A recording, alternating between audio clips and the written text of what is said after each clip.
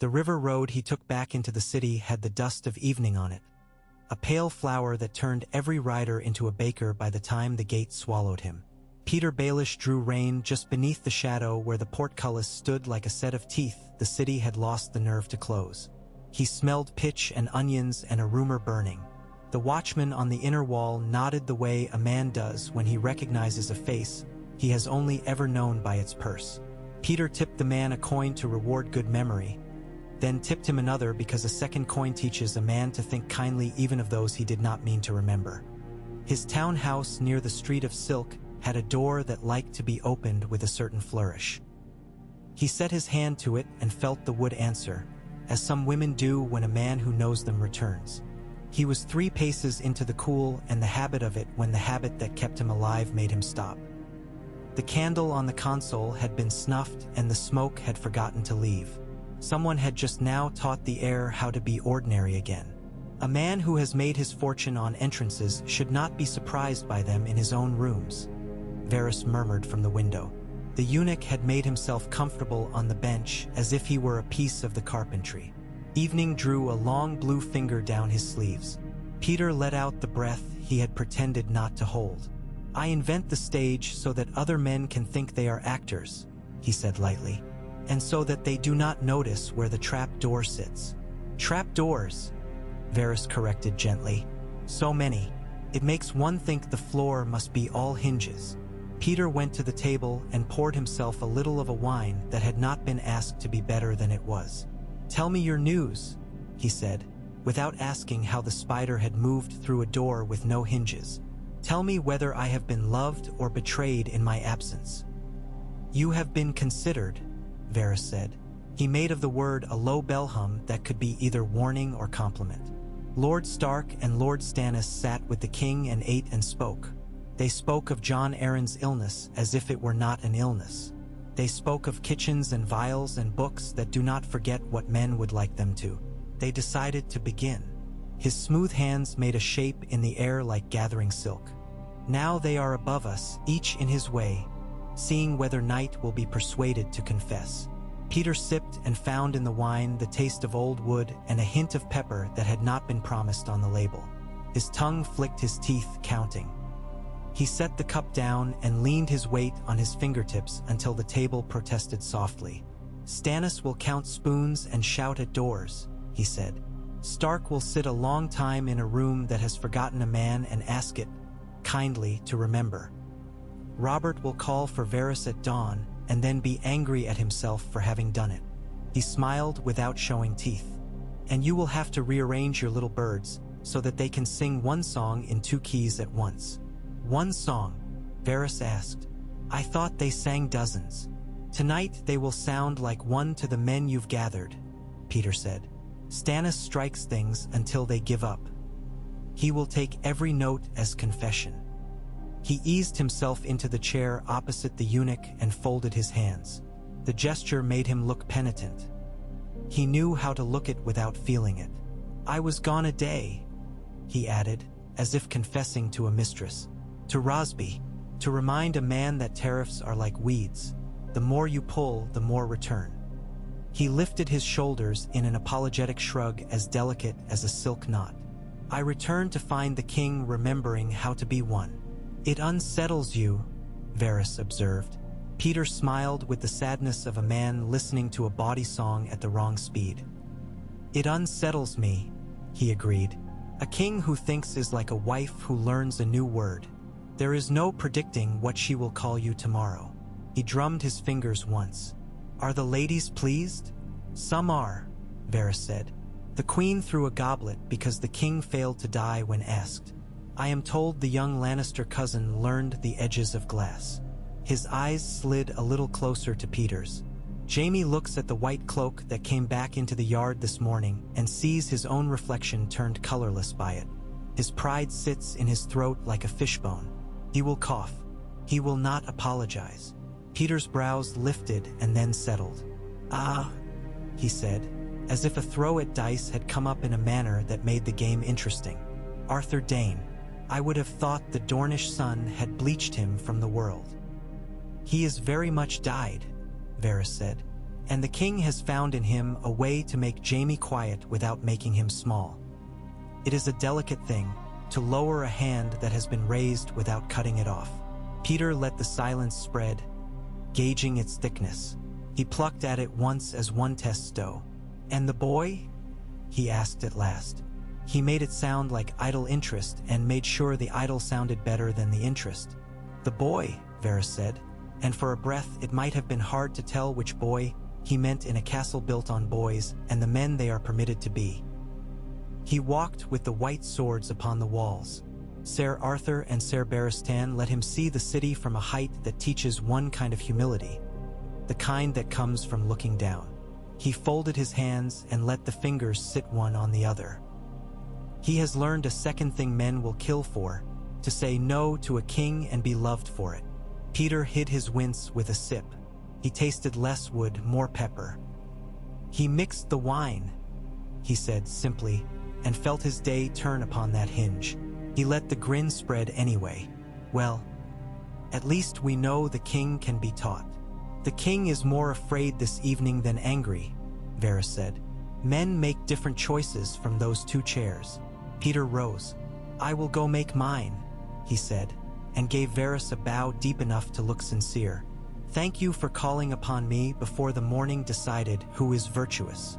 "I thought you might like to try to be," Varys said gently. Peter smiled his best smile and left the room before it could be asked for more than it would be able to pay.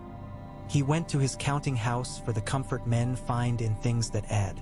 The ledger lay open where he had left it, pages in a measured, practiced script that had seduced many a lord into believing that their ruin had been written there as a favor. He added a line, a notation that would tighten a man's purse in the Riverlands and loosen another in the Crownlands and make a third owe him a visit. He licked his finger and turned the page as if he were turning over a difficult lover. The numbers soothed him. They spoke of limits that law insisted on, which men would pay him to break. They spoke of habit and the indifference of some to blood. He wrote a note that was not a note and put it where a maid too clever not to know it would find it. It was addressed not to a person but a scent. He sealed a second with the wax he used for letters that needed to seem more intimate than they were. He drew his hand over the table as if gathering luck, then went out into the city with night in his hair because night is where men tell the truth and do not insist upon being believed. Above Peter's head, the red keep passed from that watchful stillness that comes when the last gossip of the day has been told to the first careful movement of men deciding whether to save their strength for trouble or spend it to get ahead of it. In a room where green velvet caught back darker green, Cersei Lannister sat with her hands in her lap and looked at them as if they were gloves someone else had selected for her. Jaime stood at the window with one hip against the stone. The way he had stood at 16 when he first discovered a pane of glass could be the same as a mirror if you learned where to put your face. "He is alive," she said. She made the word plain.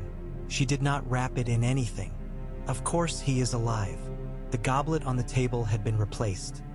Its twin had been forgotten in a corner, its thin stem a mouthful of glitter in the rushlight. "You are very angry when the world forgets your wishes," Jaime said. He meant to purr.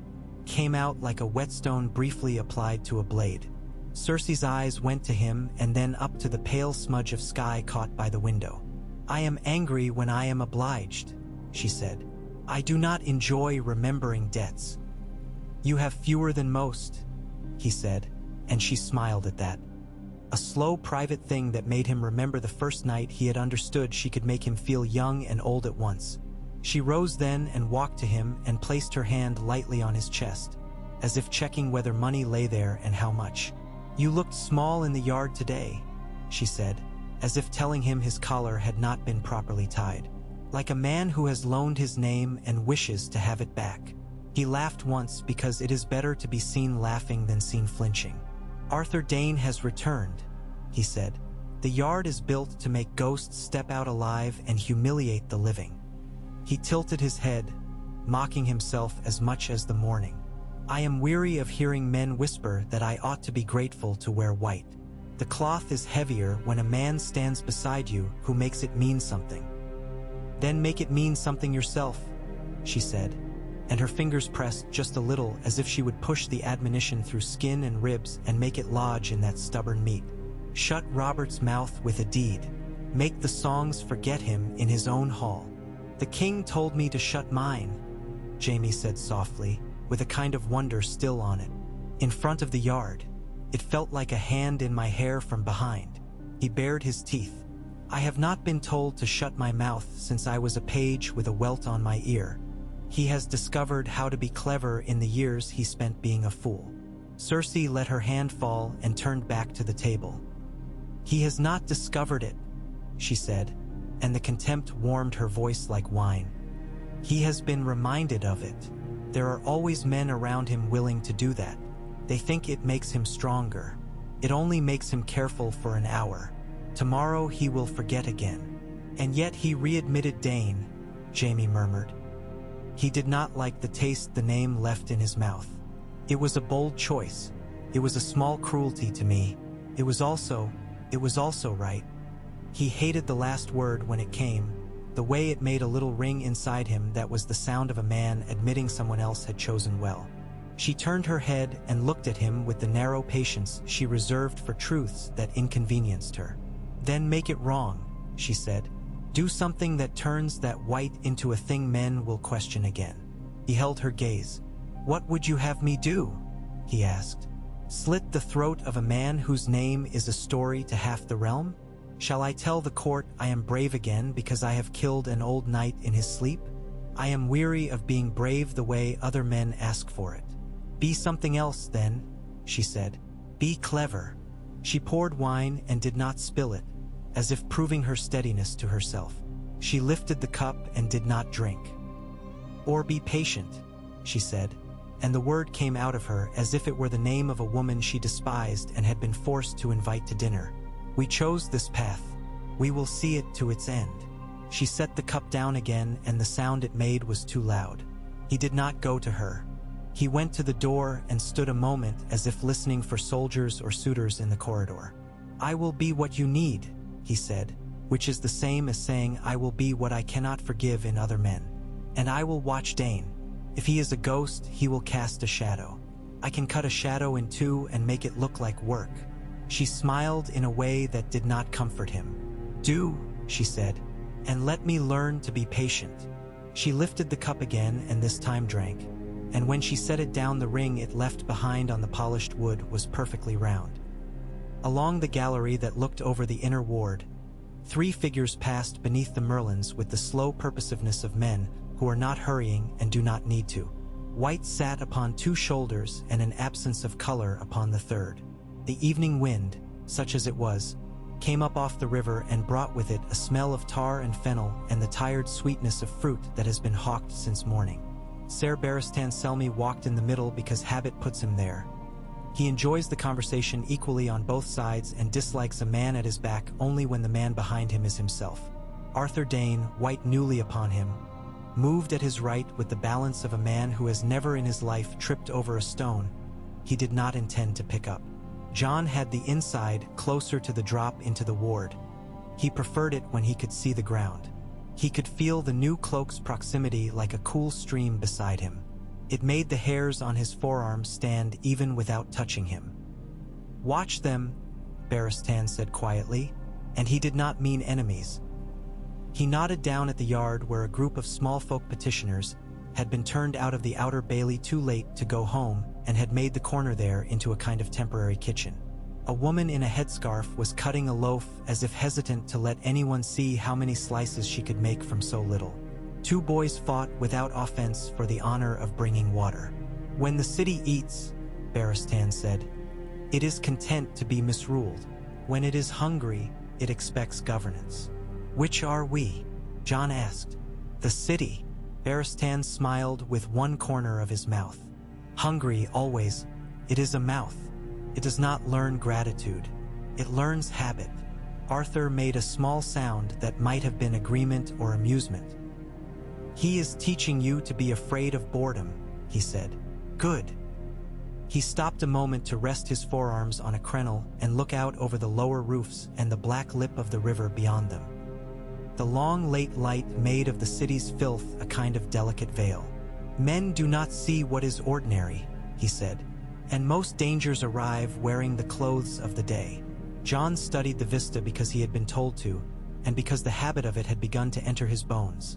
The counting of chimneys, the little puffs of smoke where a brazier had been set to bed, the hard glitter of a brazier that had not, the way the wind lay down on one street and ran along another with purpose. He pointed, not with his finger but his chin.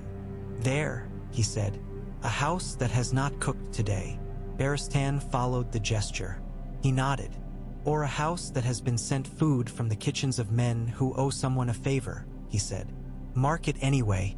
If the gods wished you to ignore the odd thing, they would not have taught you to see it." Arthur began to walk again.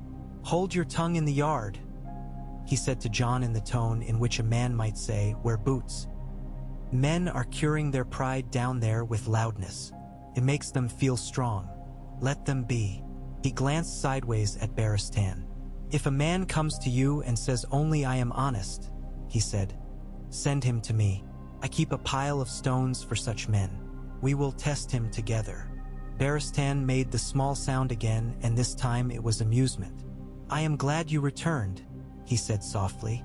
"I had begun to feel that if I continued to guard kings alone, the books would decide I had done it all by myself, and that is a kind of lie." Arthur's mouth softened, not quite a smile. "I returned because a mercy sits on my chest the way some men wear a chain," he said. "I have learned to sleep with it. I cannot learn to sleep without it." He lifted his eyes to the air just above the towers, where swifts were cutting evening into strips. "And because white wants to be worn by a man who has washed in a certain river and learned what stones lie under it." Jon had the sense to leave that alone.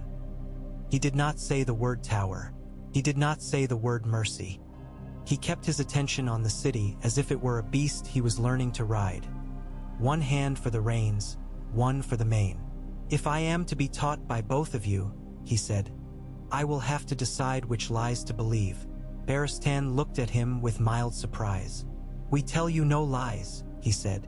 "Only stories whose endings we do not yet know." "That is what I said," Jon answered, and Arthur laughed once. The sound brief and unexpected, as if joy had found the one joint in his armor it could enter through. "Very well," Dane said. "Story for you. When I was a boy, I saw a sword hung over a door in a hall too poor to pretend it had not been bought long ago. It had a nick in it so deep that a lesser blade would have broken there. My father told me the man who carried it had lived because of the nick. It had caught another man's sword just so and held it for the half-heartbeat that made a difference." He gestured with his chin in the old knight's way. "You have a nick," he said to Jon. "I saw it today in the yard in the way you step after you thrust. Keep it. It will save you." Jon frowned, not certain which of his many small habits had been blessed with that name. "And if I change it?" "Do not," Barristan said. "Not unless you have taught yourself why you had it." They came to a corner where the wall made a short right-angled alley with itself and found there an old man in a patched cloak leaning his back against the stone and looking out through the crenellations the way men look at the sea when they have no boat and never will. He stood when the white came near, not out of fear, out of the reflex of a man who has risen for men his whole life and has found in the act a kind of prayer. "Sirs," he said, and then, hesitating, "My lord." He had not been told what to call Jon because the city had not agreed upon it. "Grandfather," Barristan said, respectful. "How goes the weather up here?" The old man squinted at the sky as if it were lying to him and he meant to catch it at it.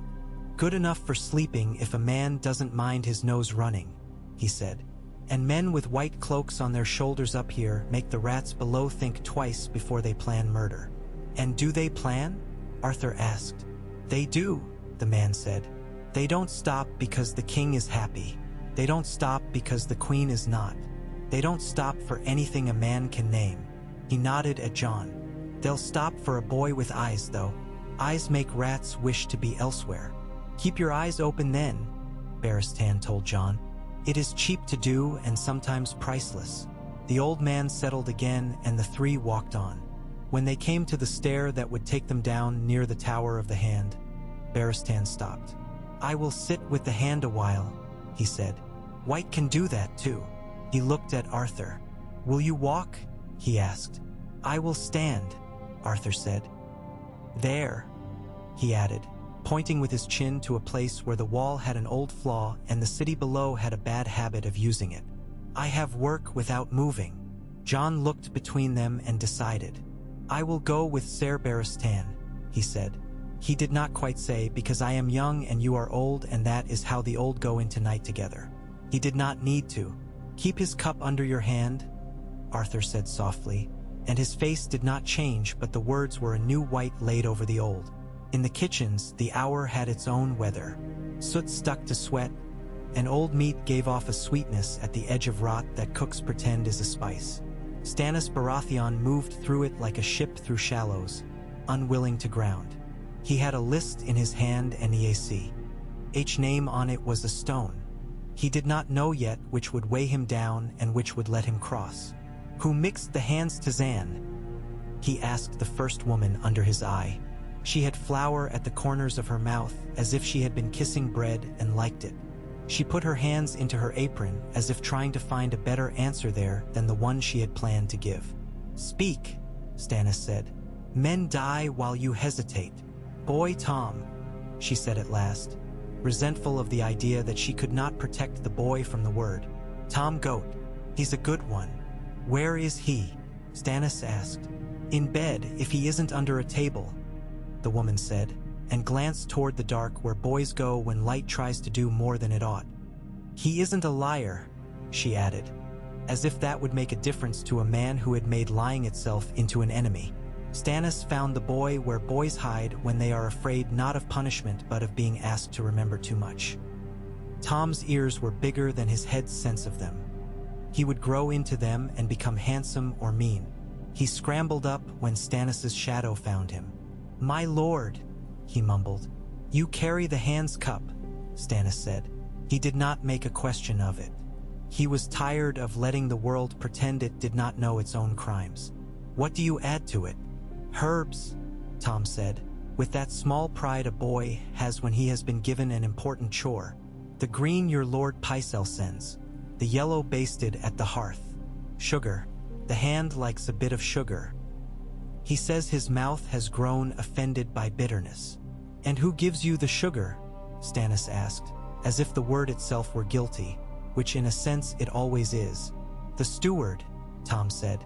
"Not Lord Peter's steward. Ours. Master Harwell. He locks it with a key." Tom's eyes widened, as if he expected the word key to turn the man in front of him into fury. Stannis only nodded.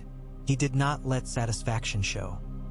It moved in him nonetheless, an old hound lifting its head at the scent of a thing that might be chased. "Bring me your next cup," he told the boy, "before it reaches the room, and tell no one you do. If anyone asks, tell them Stannis Baratheon ordered you to waste a cup of sugar water on the floor." He let a thin sliver of grim humor show at the word sugar water. The boy grinned, startled into conspirator. "Go," Stannis added, and Tom went, relieved to have a task larger than his fear. He found Master Harwell in a room where spices went to become soldiers, arrayed, counted, ready for orders. The steward wore a look that said he had been promoted from a lower office and had never forgotten the joy of ordering other men to do what he had once been asked to. Stannis disliked him on sight, which counted as prejudice and which he would forgive himself for if it saved time. "Sugar," Stannis said without greeting. "Keys." Harwell lifted one shoulder the precise amount that would let a man deny he had shrugged at a lord. "You require them now?" he asked. "I require them now," Stannis said, "and the ledger that remembers how much you have ordered and from whom, and the names of those who touch it." "There are many items," Harwell began, as if giving a student a lesson in patience. "There are many items," Stannis repeated, and for a moment he let his face lose all expression save disappointment. Men found that face unbearable. Harwell withered exactly as Stannis had always suspected he would when asked to be special in the wrong way. He fetched the keys and the ledger, and the list of hands that had been permitted to take a scoop of sweetness from the locked chest as if it were holy water. Stannis went down the names as if they were his father's debts. He circled 2 with a careful pen. A servant whose wife died last winter and had 3 small children who had begun to cry less. A scullion who had recently taken to wearing a piece of green ribbon too fine for her station. He closed the book and set his hand on it. "Bring me a scale," he said. "Weigh me the chest." "My lord," Harwell said, scandalized. "When the chest was new," Stannis said, "a man made it and a man weighed it. If you cannot find that man, find another. If you cannot find another, use a brain." He looked up, and the simple flame of contempt burning in his eyes made the steward reach for the scale before he knew he meant to. The floor felt less cold beneath Ned Stark's boots than it had when he was a boy in Winterfell. Southern stone is spoiled by air. It does not remember water long enough to be truly honest with a man's bones. He moved through corridors that smelled of beeswax and old peels and the faintest ghost of smoke that had not found a chimney when it set out. He sat beside Jon Arryn in the low chair that had been placed there for such sitting. He did not touch the old man at first. He looked at the face and tried to attach it to the one he had known, all the while forgiving himself that they would not match. Faces do not. They are merciless about being themselves. Jon Arryn's breath came with the rhythm of an inexpert smith hammering a nail. He would strike, then hesitate as if the nail had given him a reason to reconsider, then strike again, offended that he had let the argument move him. Ned folded his hands and rested them against his knee, and the posture took him backward. He remembered sitting like this the first time he had been told that men die in bed at the end as often as they die in snow at the beginning. It had insulted him then. The door at his back made a modest sound, like a servant who has learned to apologize even for bringing in good news. Barristan entered with the boy at his shoulder. The old knight bowed so small that it was simply a lowering of respect and not a waste of the old body's wages. Jon paused at the threshold and then came in with the carefulness of men who arrive in rooms where old things have been wrapped for protection and do not wish to push the cloth aside with their breath. "Lord Stark," Barristan said quietly. "Sire," Ned said. His eyes went to the boy of their own accord, and he found there the face he did not expect and the one he did, both. "Jon," he said, and the name broke into 2 halves in his mouth and found their way back together stubbornly. He had the sense then to be grateful for the presence of a third man in the room. Jon moved to the foot of the bed and stood there like a soldier who has been told to guard a rock in a field because it matters. He did not know why it mattered yet, but he believed the man who had ordered it. Barristan took up a place near the window, where he could face both the bed and the door and see neither as a threat nor a promise. "He sleeps," Ned said. "When he wakes he tries to laugh, and the laugh hurts him, and he glares at me as if I did it. It comforts me." He lifted a hand and then set it down. "He spoke this afternoon. He said the same thing he has said for a week. He asked me to remember." He looked to Barristan. "When a man asks you to remember, he knows he is going." Barristan's eyes gentled. "He knows," he said. "He has known for 2 days." He sent for a septon and then sent him away because the man sniffed as he spoke and it made him think of a pig. He allowed himself a small smile. "He asked for vinegar to be placed in bowls outside the door. I think because he believes it to be good for bad air. I allowed it because I believe men should be allowed their habits at the end as at the beginning." Jon looked at the old man in the bed and felt the stirring in himself that can only be described as hunger. The hunger to have a thing remain for as long as it takes to learn it. "What did he want you to remember?" he asked Ned. He kept his voice low because even quiet has to wear slippers in such rooms.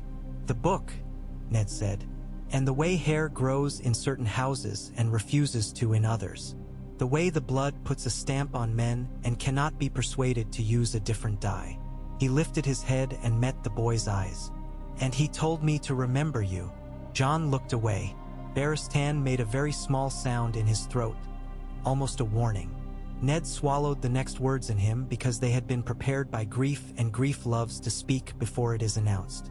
A soft step, then another. Stannis appeared in the doorway. He looked at the vinegar bowls as if personally offended by their existence and then stepped around them.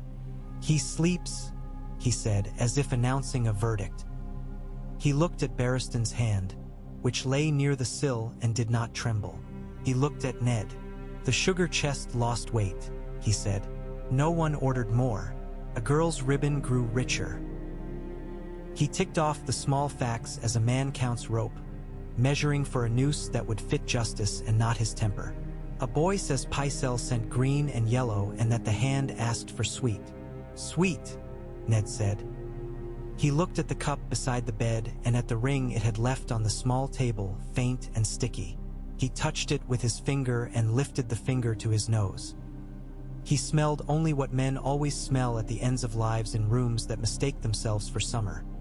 A decency of linen, a hint of old urine, a little hard-won cleanness that refuses to leave.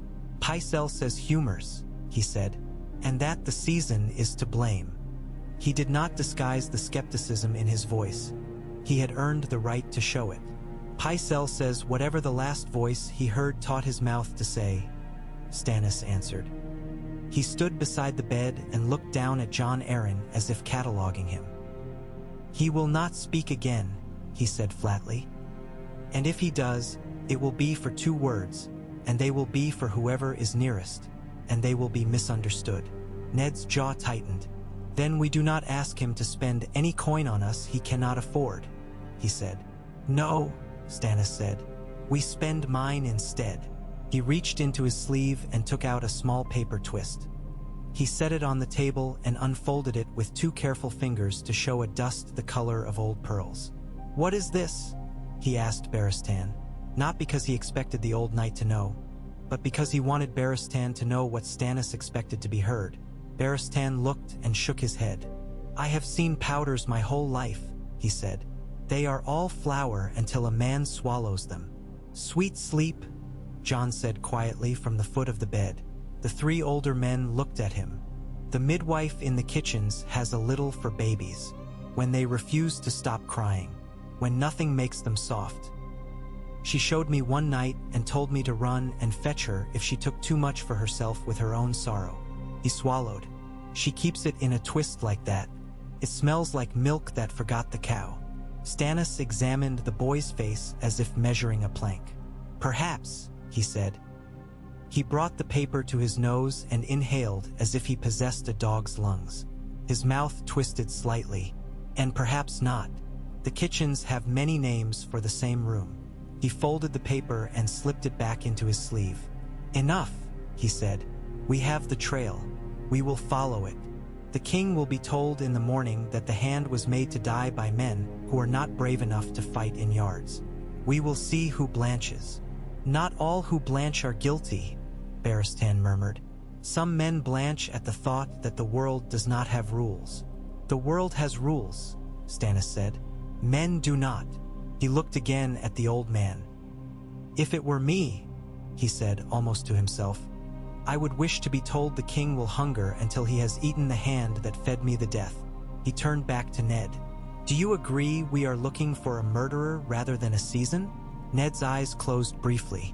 He felt the old impulse to say, "Not yet," because the space between not yet and yes is the place where boys stand while men decide whether to move. He opened them again. "Yes," he said. "We are." "Good," Stannis said. It was not triumph. It was not even satisfaction. It was the simple pleasure of a line drawn straight. He looked to Barristan. "Keep the door," he said. "Do not allow any cup to cross it without being known from lip to lip." He looked to Jon. "Go to the steward's boy. Tell him Stannis Baratheon will beat him if he is found with sugar under his tongue. He will believe me. He will run with clean breath." Jon did not smile. He dipped his head. "Yes, my lord," he said, and went. Ned watched him go and found himself breathing a little easier for the pace of the boy's step. He turned back to the bed. He reached out, and this time he did put his hand on Jon Arryn's hand. It was warm with the borrowed warmth of blankets. He closed his fingers around it. "We have not done enough for you," he said simply. "We will try to do enough for what you loved." Outside the window, the river spoke its old, patient syllables. Feet went past in corridors like the beating of a small, stubborn drum. In the yard, a white cloak stood where a flaw in the wall met the habit of the city and did his work without moving. In a room with green velvet, A woman counted the number of breaths it takes for patience to turn into a plan. In a counting house, a man who loved numbers better than truth wrote down the price of sugar in 3 different inks. In the morning, the king would be told what Ned and Stannis already knew and had refused to pretend not to. But night was still thick upon the keep, and in its thickness men practiced their parts for the day. One gathering names like kindling, one keeping a door, one learning to say no to a cup with a grace that made the refusal into a new kind of loyalty. The boar's head looked down over the inner gate as if finding the city unworthy of being frightened by it. When the bells pulled on their ropes for matins, they would ring the same notes they always had, as if insisting that what men had decided in the dark was no different from what men had forgotten in daylight. The street of steel woke before the sun, as if iron kept its own hours and expected men to learn them. Smoke made a low ceiling that caught the day and let it down reluctantly. Hammers began to speak in the language they had taught each other at the founding of cities, a speech with no lie in it, only temper and strike and the long sigh of quenching. Arthur Dane walked with his head a little bent in that respectful way some men have with tools, as if the air here were a sacred place and each sound a liturgy. Ser Barristan held his hands behind his back and kept his eyes where a guard should go, doors, corners, men's faces. Yet he inhaled as if some thread of the heat owed him a truth. Jon walked between them, measuring his own steps without meaning to, keeping his shoulders relaxed as his teachers liked, trying not to count how many glances made a path along his hair and jaw, and then glanced away when they found the king's letters upon his face. Tobo Mott's yard had the coolness of care about it, which is different from the coolness of money. His apprentices moved as if embarrassed to be seen lazy. The master himself stood with a long rod in his hand, the tip of it polished by 1,000 small corrections, and was engaged in educating a reluctant piece of steel on the meaning of true. He looked up, and the crease between his brows declared that guests and heat quarrel when asked to keep the same house. Then he saw white cloak and white hair, and the crease lost a little of its authority. "Sirs," he said without bowing too much, "you want work worth your names or a show to make a boy feel taller?"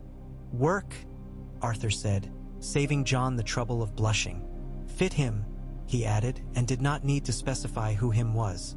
The yard could tell which body the words had selected. Nothing that thinks itself pretty. Nothing that forgets a man's ribs need to fill and empty. A coat that lets him breathe and learn and live through his mistakes.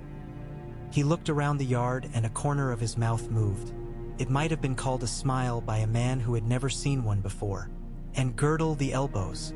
He will try to put his arm where it ought not go. Protect him from thinking he is quicker than he is." Mott snorted, pleased by the specifications because they declared a serious customer. "Leathered mail and a brigandine," he said, tapping the rod against his palm. "Split along the shoulder for reach. Sleeves to the forearm. A gorget that does not choke. A sallet you can love in summer. A boy's weight is his enemy until he learns to be a man. The armor should not help the enemy." He pointed with the rod. "You, strip to your shirt. Stand straight but not stupid." Jon obeyed. Mott's girls came with a measuring cord soft as true affection and went about him like midwives, counting him with hands and eyes. The master circled once, twice, as if tasting the yard's light from each angle. "You've your father's length through the back and not through the shin," he observed dryly. "Good. You'll not be tripping over a future you haven't grown into yet." He flicked the rod at Jon's ribs. "You breathe," he said. "Good. Keep at it. I've had lords' sons stand here as if air were beneath them. Armor hates such boys and betrays them the first time it can." Jon exhaled and let the next breath come as it pleased. He watched an apprentice work at the far forge where a dull glow had been coaxed into significance, hammer coming down with the rhythm of an old prayer. The boy's hair was black as burnt oak and curled around his brow in a way that looked neither combed nor careless, just true. His arms did not know they were young. They moved as if 50 years had taught them patience. A bull's head helm sat on the bench near him, the metal arched with a craftsman's opinion about what a head should look like if it took charge of a charge. "Who taught that one to hold a hammer like he's promising it something?" Barristan asked mildly, nodding. Mott turned and the edge of pride slipped into his irritation. That one taught himself half and let me beat the other half in, he said. He came to me with a grip like a drowning man's, and now the hammer loves him. Boy, he called, the way masters call when they mean to see how quickly pride will turn to shyness. Show the sire how you do it. The boy, Gendry, the name announced itself when Jon saw his face fully, as if the yard had been saving it for just this moment. Lifted the billet with his tongs, set it just so upon the anvil, and sent the hammer down in a sure new language. Not a flurry, not an attempt to impress. He let the iron teach him the speed. The sound it made had that clean, high note the old smiths say appears only when a hammer and a heart are keeping the same time. What's your name? Barristan asked, because Barristan loved names. Names are the rows we plant the truth in. Gendry, the boy said, not looking up. My lord. There was neither awe nor insolence in the lord. It was accurate, a man naming an animal, horse. Your mother? Barristan asked, and only Arthur and Jon would have heard the small change in his tone. It went more careful, as a man's foot goes when the plank beneath it yields a little. Dead, the boy said. He lifted the hammer, landed it, turned the billet, introduced it to the edge, listened to it complain with satisfaction. She sold work the alley with blue doors, he said, the way a boy says a thing he learned to say before he knew what it meant, and then learned what it meant, and then taught himself to say it anyway with the same voice. She had yellow hair. She told me not to drink anything from a man in a hat. Mott grunted, not quite a laugh. She had a kindness, that one, he said. Brought him to me before she died. She had a little purse and a debt to pay. A man from the Hand's household with a falcon pin dangled it for me later, twice a fee for an apprentice. He looked at Barristan straight to see the weight of the words land. Said the boy's mouth was to be kept shut about his father because he had none of a kind that could claim him without setting the world to clucking. I can keep a mouth as tight as a coffin if you pay me what the carpenter would ask. He shrugged. I told him the truth. I didn't need the coin. He left it anyway. Arthur's eyes went to Barristan's eyes, and one white head tilted the smallest fraction before turning away again. Gendry set the hammer down and at last looked up, and the blue of his eyes gave a small start to any man who had once followed a crowned stag under storming skies. It wasn't the exact blue of a certain king's youth. It was the memory of it, and perhaps that is the more dangerous hue. Barristan took a half-step forward without moving his feet. Do you like carrying skins? He asked the boy. And being blamed for what's in them? Gendry frowned. I like being told what a thing is, he said. Barristan's mouth did a thing very close to a smile. Good, he said. How are you with horses? Good ones. Bad ones. Gendry wiped sweat with the back of his forearm in a gesture too old for his face. They're easier than men, he said. We may find you a man you like to be near, Barristan said. He turned to Arthur. We'll have a gorget for our lad here, he said. And greaves that won't embarrass his shins, and a breast with enough give to allow him to live through being knocked down. He nodded toward Gendry without seeming to. And we'll take a boy to the keep who can hold a hammer and keep his tongue. The king needs a squire with honest arms. Mott bristled as masters do when their best tools are asked to go away and be someone else's. He's paid for, he began, and then thought better of invoking a transaction that invited a certain kind of arithmetic. He's not done, he tried. He has iron to finish. He can finish it in the mornings and sleep in the keep in the evenings, Barristan said. We will not take his work from you. We will teach him other work besides. He let his voice turn politely decisive in the way that tells a man a king's favor is not a thing one bargains with like a bushel of onions. And we will pay you for the disruption, he added, because even kings sleep better when craftsmen are made content with coins. Mott wavered as men do who have been given one more argument than they expected and yet see they were always going to say yes. He rubbed his jaw with the rod as if testing whether it could pretend to be a hand.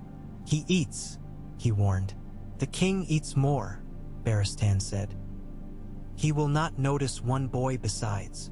And I haven't said I'll go, Gendry put in, startling himself into insolence, then gulping air as if it might clothe the word in a better garment. Arthur turned and let the full steadiness of his attention rest upon the boy. "You will come," he said, and yet it did not sound like a command. It sounded like an invitation from a road that has remembered your footprints. "You will lift a saddle and take it off again. You will carry a helm that is not yours and be proud of it. You will fetch water you do not drink. You will watch a man who makes noise until you can hear the quiet inside him. If you do this well, one day you will be asked to put the helm upon your own head, if you wish it. If you do it poorly, you will have learned that work you do poorly is worse than no work at all. Come." Gendry stood with his mouth a little open and then closed it, and the simple act made him look older by a year. He glanced at Mott, whose face had the odd mix of loss and smugness that comes to a man whose best thing has been noticed by a bigger world. The master jerked his head. Once. Permission or dismissal, hard to say. The boy wiped his hands on his apron and then on his breeches because the apron had reached its limit long ago. He looked at the bull's head helm, then around the yard, then at Jon, who stood in his shirt while a girl measured his arm with a bit of string, and the old smith pressed his thumb into Jon's shoulder to test its honesty. "What's your name?" Gendry asked him, as if deciding whether he would follow the man or the boy. "Jon," he said. "Jon what?" Gendry asked bluntly. "Jon Baratheon," Jon said, and he watched the way the name went into the other boy like a handful of nails into a board. Noisy necessary, a little mess that would be sanded later. Gendry's face worked once around a thought and then became steadier than men have a right to be at that age. "I'll carry your helm," Gendry said, because it was the only thing he could think to say that sounded like acceptance and not surrender. They left Mott's counting out rivets into a small dish, muttering figures in a tongue that had never found its way to a September. Gendry walked 3 paces behind because he had understood that distance is sometimes polite and sometimes necessary. He carried nothing but his hands and the sound of a yard that no longer had him in it. In the keep, it is the kitchens that first learn when a squire is changed. They notice who now shouts for a trencher and who eats standing up. After that, the guards notice because a boy with a new purpose walks differently and tries not to. Then the king notices, if he is the kind of man to notice anything a woman has not had to tell him. Robert was in a mood that made the room brighter by a finger's breadth. The residual light a man carries away from a near death and a good story. He had been told, again, how the spear had stopped and how another had held, and he had seen grace in his own body where it does not often dwell. When Barristan entered with Jon and the boy with iron in his hands and his own mind, the king looked up as if the afternoon had remembered something and had come back to fetch it. "What have you found me?" he asked, amused before he knew the answer. "A squire," Barristan said. "A boy who will carry your cup and your helm and count your horses without counting the number of times your shadow has crossed him." Robert's gaze found Gendry and paused like a hawk's on a familiar field. He did not stand. He leaned forward as if called to in his blood. The boy stared back with the flat curiosity poor boys give kings when they have not yet learned how flattery feels in the mouth. "What's your name?" Robert asked. "Gendry," the boy said. He stood square, but not out of defiance. He was built like a thing being invented by a craftsman who enjoys his work. "Gendry," Robert repeated, as if tasting a wine and deciding it had been mislabeled. "Whose whelp are you?" Gendry shrugged once, quick, ashamed of the movement and the truth it failed to hide. "No man's," he said. "My mother told me the one who put me in her had black hair." Robert barked a laugh that startled 3 finches from the window sill where they had not been expected. He slapped his knee and then looked as if he had meant to strike his heart instead and had thought better of it. He turned to Barristan. "You've brought me a mirror to shave in," he said. "Good. I've had to use the river." He looked at the boy again and his voice shifted down a little, to that place where a man keeps quiet when the day serves him something he did not order and yet finds he has appetite for. "Will you carry my cup?" he asked, "and not put anything in it that isn't wine?" "I don't know what else goes in wine," Gendry said, honest and stupid enough to be brave. Robert roared again, joy unpracticed and therefore perfect. "You'll learn that and 1,000 other evils," he said. He threw a look sideways, sly and young. "Not while that one watches." he added, jerking his chin toward Jon. Because he takes away all the fun. He sobered on purpose. You'll come, he said, not quite a question. You'll sleep over there where boys complain about where they sleep. You'll run until running makes your legs happy. You'll fetch and carry and be told to leave, and you'll leave when you're told to, and that will make you a man. He shot a glance at Lancel standing stiff and pale near the door, having chosen badly where to be at this hour. And will give my cousin to his rightful queen, he added, careless and exact. He looks a better color in her rooms. Lancel's face did a thing no boy's face should be asked to do when men and gods are watching. He swallowed and bowed and kept his mouth employed in humility so that it could not be tempted to say any of the 10 things that would have ruined him for good. Robert did not watch him go. He watched the boy who had been brought to him as a gift or perhaps as a warning, and then he looked at Jon, and the look said without any of the words, "Thank you for teaching me to like being alive today."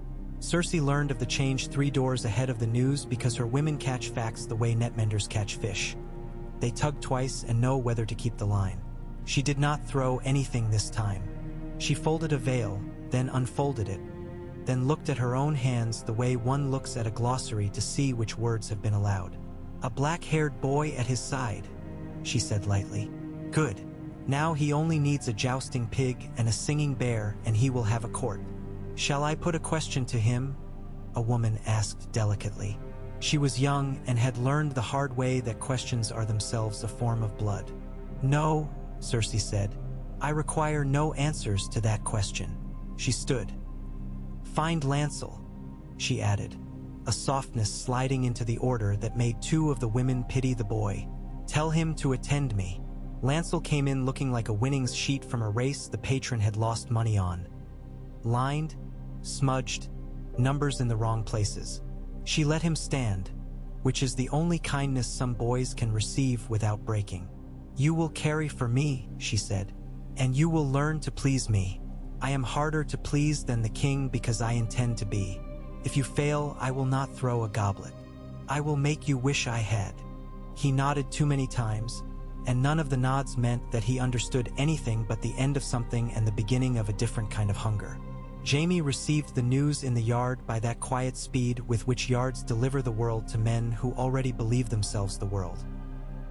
He watched Arthur Dane in the shadow of the eastern wall showing Jon where to put his weight when the ground is lying about where it is, and he felt anger go through him the way a blacksmith's bellows goes through a fire. It wakes up whatever has not been burned and encourages it. He took a practiced sword from a boy who had not yet learned to keep it point down and went to the pair with that smooth, liquid step all the songs argued he possessed. "Teach me," he said, and let the words offer a shape that could be accepted as challenge or courtesy, depending on how the other man wished to come away from the encounter. Arthur looked at him and had the grace to be pleased. "With sticks," he said, and the yard exhaled because swords would have been a lie and everyone present would have had to live with it forever after. He handed Jon his own practice blade and took another from the rack the way a priest takes a familiar book from a shelf. They set, touched, began. Jaime was marvelous, which is not the same thing as being good. Arthur was quiet, which is not the same thing as being slow. The clack and slide, the small steps, the body's music. Men watched one another find out whether the years had humbled or improved them. Jon stood back and made himself see what was true and not what he wished. Jaime feinted with a flourish that would have won him a girl's heart and nothing else. Arthur ignored it until ignoring it would have become an insult and then acknowledged it in the least costly way. A little turn that sat him where his blade could have been if the flourish had been real. When the untwisting came, Arthur's stick was where Jaime's wrist would rather it had not been, and the tap he permitted himself was merciful enough to be an insult and too honest to be anything but an education. They broke apart. Jaime smiled a clean, even smile as if he had lost a gamble that allowed him to tell the story better later. "You walk with your breath," he said. "I am obliged to you for that lesson." "You rage with yours," Arthur said. "You will only be obliged to me if you discover how to end a rage before it ends you."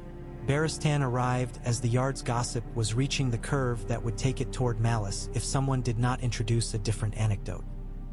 He had been with the king, and his face wore the satisfied fatigue of a man who has persuaded a stubborn man to do 3 reasonable things, and then had the sense to stop before the tally made him greedy. He watched the 2 swordsmen and then the boy, and gathered all 3 into his pocket like small hard stones a man collects on a beach for the pleasure of the weight. Robert had laughed when Barristan proposed the squire. He had laughed, and then he had gone very quiet, and in that quiet had been an apology and a memory and something like relief. After he had made his jokes to hide the old pain, he had made himself stay with the feeling that was left. "He can sleep in the East Annex," he had said, "where I put the pups when I mean to give them to hunters. If he is a fool, I will have him taught to be useful. If he is not a fool, I will find in him an excuse to be better than I have enjoyed being." He had looked at Jon with this last. Jon had looked away, as if the king's face were a bright coin a boy should not look at too long lest he be blamed for wanting it. And then Robert, whose afternoons hate being empty, sent for Ned Stark and offered him the burden men call an honor. "Take it," he said without preparing the ground, as is the habit of men who have decided they would prefer a thing and mean to see whether firmness can compensate for the lack of courtship. "Be hand until Jon sits up and scolds us for having done this badly without him." Ned touched the back of the chair he had not taken. "I am a poor stand-in for a man who used to be my teacher," he said, "and though your grace will think I say this because my heart is in the north, I say it because my head is." He shook his head. "I do not understand this city's lies well enough to club them into shapes the court recognizes." "You could learn," Robert said, like a father irritating a son by insisting he could do mathematics. "I could," Ned said, "and while I'm learning, someone you trust less will be using my good name to make things worse." He looked levelly at the man he had loved since boyhood for being the exact opposite of what kinging tries to make of men. "You have a brother who knows how to order things he dislikes," he said. "Ask him to take the pin and remind it why it was made." Robert's jaw went obstinate, then eased. "He'll say I should have asked him 10 years ago," he said. "He'll make a face that makes wine sour in the cup." He breathed, let it out.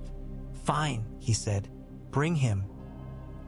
He caught Ned's sleeve as Stark went to do as asked. "And you'll stand behind him and remind him men prefer to be told things softly," he added. "Because if I leave Stannis to say the truths he tells in the tone he loves, I will be carried out of my hall by a mob who prefers sweet lies." Ned smiled despite himself, and the smile went into the floorboards and made the room a little less likely to warp in wet weather. Stannis accepted because he was built to accept burdens that smelled of oil and numbers and dissatisfaction. They brought him the pin and he did not kiss it. He held it as if it were a nail he intended to put through a plank that had warped itself out of square. "We will begin at the doors," he said, "and at the gates, and in the kitchens." He lifted his eyes and their gray deepened to steel where it strikes a flint. "And we will count the men who wear red in my brother's house and the men who wear any other color and see whether our sums match what the realm believes about who guards whom." He put the pin upon his breast without drama. It sat on him as if it had been made for that particular plain cloth. He ordered men. It is one thing for a king or a hand to speak of soldiers in numbers and another to ask them to come and then listen to the sound they make when their boots arrive. Storm's End sent men with the wind salt still in their hair and a look in their eyes that says they forgive stone for being necessary. Dragonstone sent men who had never quite dried from the sea, oarsmen's arms and a mariner's way of looking at hallways as if the wall's planks had learned not to creak.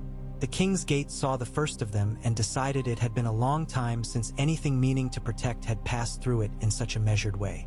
The Red Cloaks took notice. Lannister men are taught to be beautiful first and useful second. They have learned utility in the South by recalling their beauty often. The sight of so much black and gold filling the passages and taking posts where red had grown used to standing made an old feeling come back into their chests. The feeling that a woman's look might not be enough to keep a spear from resting against a shoulder that had been promised to another house. Janos Slint waddled into Stannis's way like a pig who wishes to make a case for the dignity of his trot. "My lord hand," he said with heaving courtesy. "My streets are not improved by armies. My men do not like to be bumped by men who are not my men. We have our ways." You have your ways, Stannis agreed calmly, and the king has his house. I will not have the king's house look like a tent in another man's camp. 1,000 will take post by morning. At the towers, the gate stairs, the outer ward galleries, the kitchen's back doors, the doors of the Tower of the Hand, the vault stairs, the queen's antechamber, and the yard stairs beneath the barracks of the White Cloaks. They will not be drunk when they do it. They will not ask a woman how she is doing when she is only trying to cross a room. They will not play dice in rooms where another man might hide a cup. Slint turned red in the places his body allowed and purple in the ones it preferred. The queen will, he began. The queen will be told by the king, Stannis said, and by me. If you wish to tell her also, you must learn the difference between telling and apologizing. He tilted his head. If you wish to keep your chair, Master Slint, sit in it and do the work the chair was carved for. Lock your streets before the gates of the keep, unlock the wrong man. He did not raise his voice. He did not say threat. Men who heard him on the steps felt suddenly as if they had been struck and could not say where the blow had come from. The first 100 were posted by noon. By vespers, all the keep's whispers had learned new routes, and the corridors moved a little differently, as bodies move when a new limb has been grafted on and must be accommodated. The red cloaks gave way or refused to with a contempt that had to be practiced twice to feel as good as its owners wished. The black and gold did their work as if they were standing knee-deep in the tide and had learned to move without being knocked from their place. Cersei watched the changing of the guard from a high window that she would have liked to throw something out of. "My husband does not like my color," she said to no one in particular. The women in the room did not speak. Silence is a sieve. Women choose which silences catch and which let a thing pass. "He thinks to replace beauty with discipline," she added. "Men always pretend discipline is a virtue when they have failed to teach themselves grace." She turned. "Send. For my brother," she said, and then, because she was tired of being strong and thought she might be able to be something else briefly in a room where it would not cost too much, she sat, and for a heartbeat allowed her shoulders to ask for relief from the weight they carried.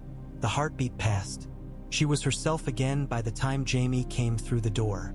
"We are outnumbered in passages I had thought were mine," he said without greeting. He went to the wine, poured, did not offer her any because he knew better than to try to equal what she could require of herself. "Your boy Lancel has found a new use," he added. "He follows you now in dignified misery." His tone made the misery into a false robe he would prefer the boy to lose, preferably tripping on it and breaking a tooth. "He has his uses," Cersei said. "He is obedient now." She lifted her hand and looked at the half-moons her nails had pressed against her palm. "They bring soldiers into my house," she said. "They forget who lives here. They remember who eats," Jaime said. He drank with deliberate care. "Stannis counts, he does not charm. When he counts red cloaks, he is counting reasons to dislike you. When he counts black ones, he is counting reasons the king sleeps." He shrugged. "He has decided to like the king again this week. It makes him useful." "You sound as if you admire him," she said, and though she was only making conversation, the words had an edge because she could not help herself. "I admire men who do not lie to themselves about how dull they are," Jaime said.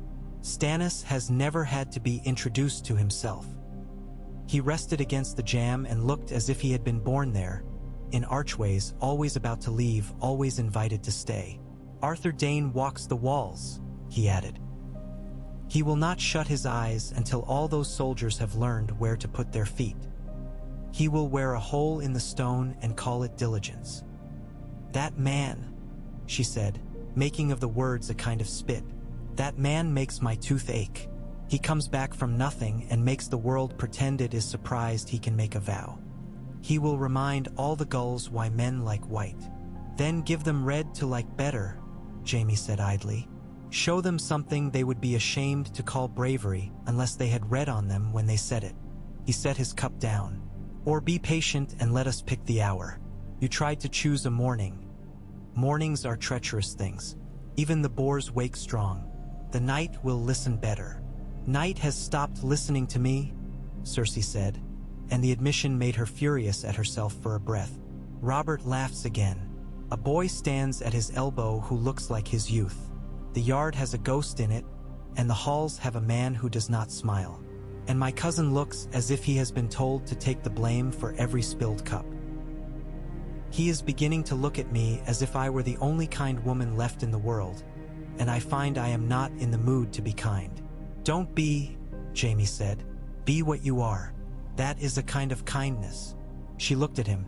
He looked back, and the old understanding went across the space between them and then turned into something else because two white cloaks passed beneath the window just then, and one of them was Arthur Dane, and neither of them glanced up, and Jaime's mouth tightened in a way she loved and hated.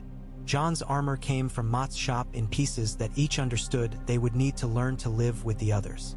The brigandine was studded like a ship's hull under repair, small nails whose heads were the only vanity permitted. The gorget felt odd at his throat at first, and then, once he had learned how to sit with it, disappeared as good things do when we deserve them. Arthur made him wear it for an hour without moving. Barristan made him take it off and walk, carefully, with it across the yard as if carrying a man. Gendry held the helmet that had not been made for Jon's head yet, and looked at it the way men look at a mountain before they decide whether to mock it or bow to it. They went to the yard each morning now because that was where Arthur's lessons had decided to live. The first such morning, Robert came down, which startled boys and delighted dogs and made men try to look as if they had been expecting him. He watched Jon do a thing badly and then better. He watched Arthur tell him to do it worse and then better again because the arc of improvement must be a hook or it will not hold. He did not look often at Gendry, which is not to say he did not see him. The boy moved as if his elbows had opinions and his hands solved them. Barristan found Lancel near a door that had been made to look less like a threshold and more like a piece of paneled wall. Men use such doors when they cannot quite admit that they are leaving a room and do not wish to be seen to. The boy's mouth was set in a line that a woman would have pitied if she were feeling generous, and a man would have resented because he had seen it before in boys he had beaten and then been bored by. "You are to learn new duties," Barristan said, not unkindly. "You will find that the Queen's cups can be just as heavy when she wishes them to be." Lancel lifted his chin with a small sound. Not quite grief, not quite anger. "I served the king," he said. He had not meant for it to sound like a plea. That is how it sounded. "You carried his wine," Barristan said. "Now carry the Queen's silences. It may be you will find the second task requires more of you and pays you more sad coin." He put a hand on the boy's shoulder and felt the bone like a reed under his fingers. "If you are wise, you will do neither badly. Wisdom is not fashionable in this keep. It will improve your figure." The boy flushed at the tone that was both instruction and apology. It was the apology that stung. He nodded once and went to be made use of by another sovereign without learning how to be one himself. The city noticed the black and gold. It began to believe that the king had remembered something and that the remembering might have consequences. Men who had hung red cloth from their stalls took it down for washing and wondered aloud whether a cloth of any color attracted bad luck. Women going to market felt a safer wind in the long stone hoses of the galleries and went with their baskets more boldly, and for a day or two imagined that the stone's breath smelled cleaner. Peter Baelish, returning to his counting house by a route that gave him more opportunities to be seen than it did shortcuts, watched a squad of Storm's End men change post with a half-company of Reach mercenaries on royal hire and smiled to find that the shift could be made to look as if it had been his idea if a man told the story in the right room at the right hour. Varys stood on a balcony with a dish of sugared almonds and watched the same men take the same places and wondered how much sugar had been lost from the locked chest since the last time he had noticed. He popped an almond into his mouth and let it sit, intact, upon his tongue until the sugar melted away and left only the true nut. He spat it into his hand and put it in a little bag. "Not yet," he murmured to no one, and the almond clicked softly, the sound of a truth put aside. Ned found Stannis in the corridor outside the kitchens where a draft always runs even in summer, because a castle is a creature that sweats and prefers to keep that small shame hidden. Stannis's hand held a slip of paper. He had not folded it because folding implies privacy. "Harwell purchases sugar by the stone and declares it by the pound," he said without preamble. "The boy says a different color was sent up these last days. Pycelle says the season breeds grief. The queen says she is grieving. Men say what suits their skins, Ned said, and then convince themselves the words fit the world. He looked at the paper though Stannis had not offered it. He saw numbers and saw the spaces between them where a man can hide more than he has dared write. He lifted his eyes to the new troopers passing in a shadow ripple, black and gold and the smell of oil and leather honest as scraped bark. "You have done well," he said, and he meant it very specifically. "It makes the hall breathe easier to see our color where it was not." "It offends the queen," Stannis said. "That pleases me in a way I will despise myself for in the morning." He stared at the ceiling beam as if it had been replaced by a cheaper one and no one had told him. "This place is a throat," he said. "You can strangle a man by pinching it with 2 fingers if you know precisely where to put them." He let his hand fall and looked at Ned. "Someone wishes to find the king's throat," he said. "Someone has begun to pinch." Ned nodded once, gravely, as a man acknowledges a forecast he had expected and had been hoping to refuse. "Someone wants Robert dead," he said, and the words sat at the bottom of the corridor, heavy as the first pail of the day drawn from a deep well. The draft tugged at them, but they did not move.